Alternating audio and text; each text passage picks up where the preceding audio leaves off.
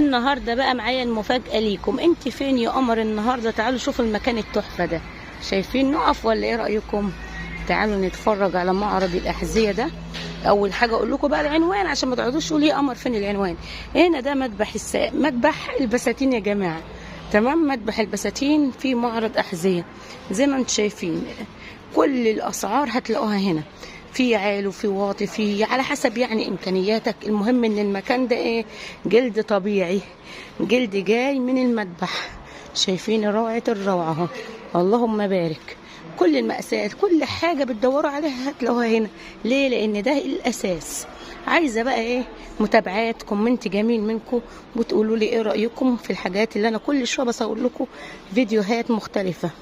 طبعا في انواع كتير من الأحذية، كبير وصغير، حريم ورجالي، بس احنا هنا دلوقتي فين؟